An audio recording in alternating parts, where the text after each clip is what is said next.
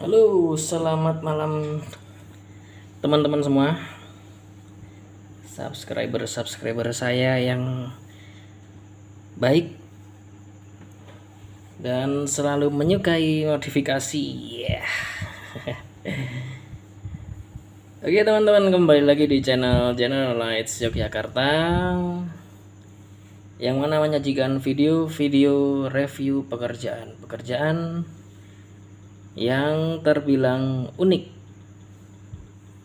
ya. Jadi bukan kerjaan-kerjaan yang normal-normal aja, tapi yang modifannya unik, beda dengan yang lainnya. Bakal masuk YouTube saya gitu kan. Ini nih teman-teman, ini sudah ada yang terpampang di depan kita, yaitu headlamp Hayate teman-teman. Hayate itu dari Suzuki. Bentar, saya cari vape saya di mana? Oh, di sini. Dari Suzuki teman-teman, Suzuki Hayate ya. Jangan lupa nge-vape teman-teman, biar tidak gila. Ini sebenarnya capek banget nih malam ini, pengen tidur saya tuh. Tapi ya gimana lagi, saya harus bikin video karena kalau tidak saya bikin malam ini, maka saya tidak sempat lagi untuk memvideokan headlamp satu ini. Ya, seperti yang kita lihat teman-teman di depan kita ini, headlamp yang cukup unik dengan dari motor yang cukup unik juga. Wah, Suzuki itu emang unik-unik headlampnya teman-teman. Coba lihat ya, ini posisi apa, ini posisi lurus nih headlampnya. Ini bener-bener ngelancip gitu kan. Jadi secara konstruksi kalau kita misalkan memasang proji, ini nggak bisa ke depan banget sini nih. Ini aja tak tongolin ke depan. Supaya apa? Supaya surutnya bisa masuk teman-teman. Kalau ini surutnya proji ini tidak saya majuin gitu kan, saya jebol maju gitu, ini surut kan berada di depan sini, pasti sudah nabrak mika teman-teman. Makanya ini saya bikin agak masuk ke belakang, ke depan lensanya, dengan harapan surutnya bisa terpasang dan projinya tidak terlalu mundur ke belakang. Karena yang seperti kita hafalkan ya teman-teman, kalau matic dengan lampu di dada bagian bawah seperti ini, itu rawan kena shock teman-teman, kena segitiga bawah ya kan. Makanya ini kita harus mengakali gimana caranya proji ini tidak terlalu ke belakang. Apalagi ini motor yang jarang digarap ya. Jadi saya juga mengira-iranya itu agak sulit. Kira-kira ke belakang segini nabrak atau tidak, itu agak sulit. Cuman berbekal foto dari user teman-teman, jadi foto saat motor itu dibelokin kanan dan ke kiri, difoto dari bawah gitu kan. Difoto dari bawah, si segitiga bawah itu kira-kira jaraknya seberapa nih sampai ke belakang sini. Itu sebenarnya yang sulit ya. Ini saya belum pernah garap Hayate, baru kali ini saya garap Hayate, dan saya bilang ini saya berhasil ya teman-teman ya. Tidak ada kendala yang berarti. Walaupun ini proyek pertama saya untuk Hayate, tapi tidak ada kendala yang berarti. Oke, saya lihatkan dari dekat. Ini saya kasih cat orange ya. Cat orange, dan di sini mungkin bisa jadi agak ngeblur mikanya, karena mikanya juga mika lawas ya teman-teman. Di sini saya pakai Bula SRX1 itu juga,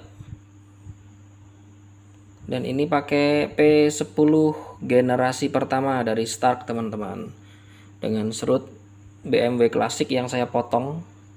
Saya motongnya juga miring itu oleh karena kena mika ya, mepet sekali dengan mika kalau tidak dipotong. Padahal ini headlamp kan pakai leveling, electric leveling, jadi saya perlu memikirkan istilahnya apa ya, kalau orang bilang itu sepeleng apa ya, jarak main, itulah jarak mainnya lah, saya lupa istilah kerennya tuh, saya lupa kan. Dan di sini saya bikinkan karena banyak yang berlubang ya teman-teman ya. Saya bikinkan pakai akrilik penutup. Kelihatan nggak sih? Wah, hitam sih soalnya sih nggak kelihatan ya. Nah intinya ini bolong-bolong di sini minta ditutup. Saya bikinkan pakai akrilik teman-teman. Dan saya cat hitam supaya lebih sangar gitu kan.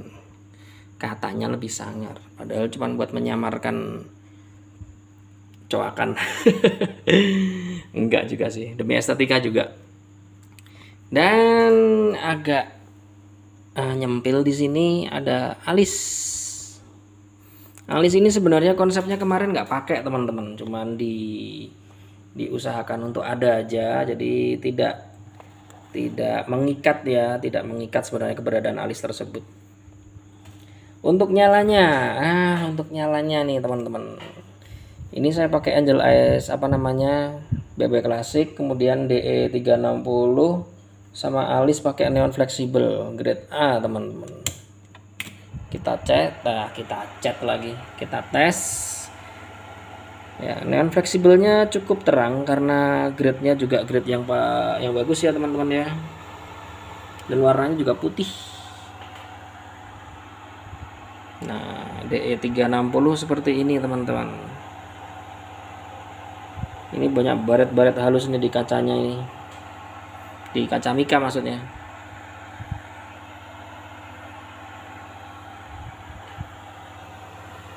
Tapi so far so good lah.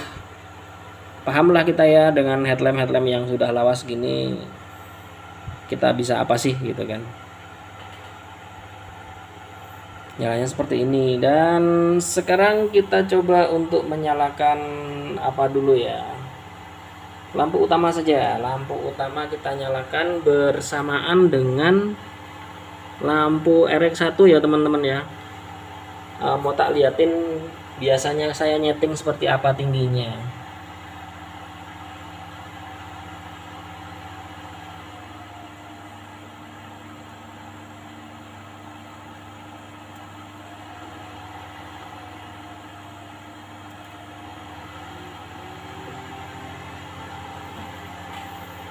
Nah ini keduanya sudah nyala. Ini akan saya pindah kamera. Dan saya pindah kameranya ke sana. Oh terlalu tinggi ternyata. Ya, ini saya turunkan sedikit. Aduh ketinggian. Nah, segitu ya teman-teman ya. Ini misalkan proji saya tutup. Nah ini cuman RX1 ya. Cuma RX1 aja. Aduh ngeblur. Sorry. Nah ini proji saya matikan. Oke, ini proji saya matikan. Kemudian proji saya buka. Jadi ada jarak sedikit ya. Kurang lebih kalau saya ukur dengan mata saya, nggak pakai penggaris, pakai mata saya itu kurang lebih jarak 5 meter. Itu jatuh cahaya kurang lebih 20 cm lah. Jaraknya antara cut off proji dengan cut off-nya RX1. Nah, segitu tuh. Nah.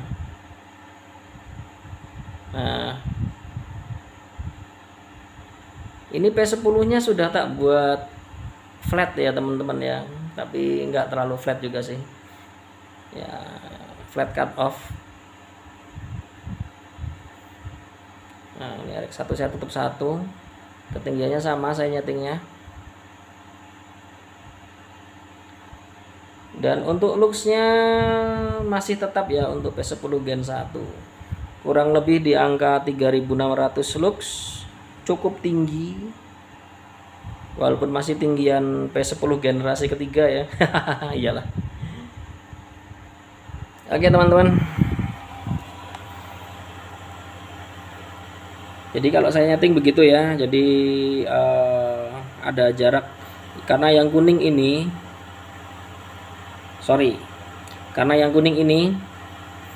itu mempunyai buangan cahaya yang cukup banyak. Walaupun memang kita nggak bisa melihat buangan itu di jalan, tapi lawan arah kita, itu kalau kena buangan cahaya itu rasanya kayak di pasbim gitu kan teman-teman.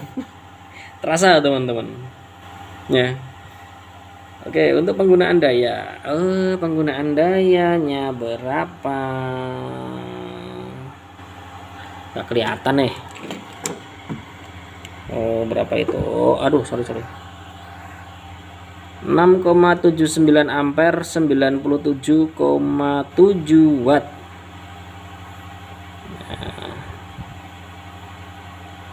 Oke, turun naik ya teman-teman, karena ini belum saya kasih exhaust ya. Jadi panasnya masih berkitir di dalam area proji. So far so good sih, nanti saya kasih exhaust. 6,75 ampere ya. Jadi angka di sini itu tertera atas dasar perkalian dari tegangan terhadap tegangan dengan arus. Kalau ini dikalikan, hasilnya di sini. Dan ini arus yang tertera di sini, ini adalah arus yang disedot oleh sistem perlampuan seperti ini, sistem beban terhadap aki. Jadi nyedot di aki itu 6,7 ampere nih teman-teman kalau nyala bareng nih ya.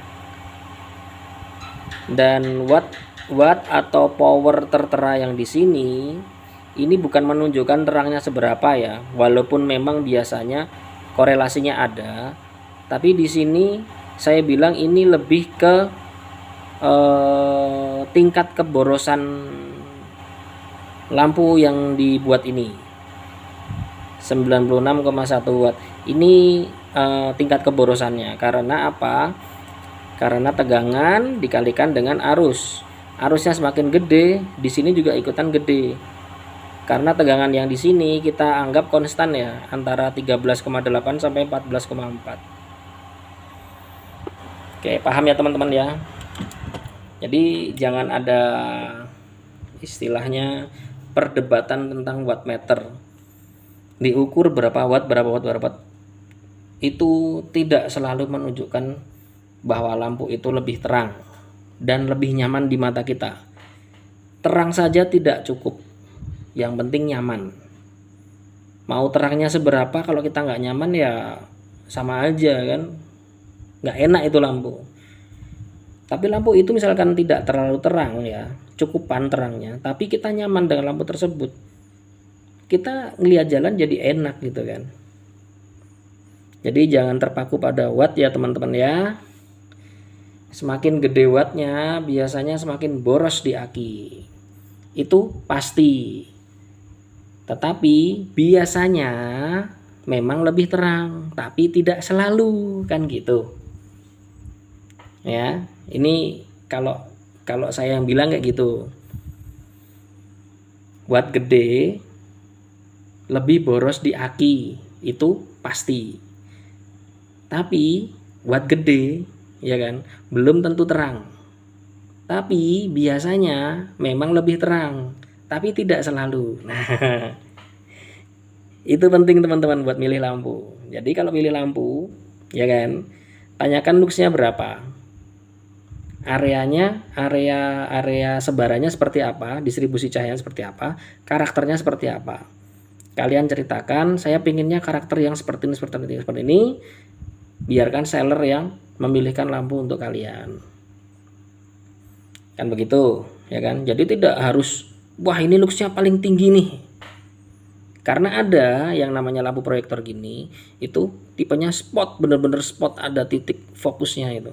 Itu memang nilai luxnya paling tinggi di situ. Nilai luxnya tinggi. Cuman kita lihat sebarannya gimana. Kalau sebarannya bagus, rata, ikutan terang sebarannya kiri kanan, itu berarti lampu itu bagus. Nanti akan saya ceritakan di waktu saya review barang-barang baru di sini.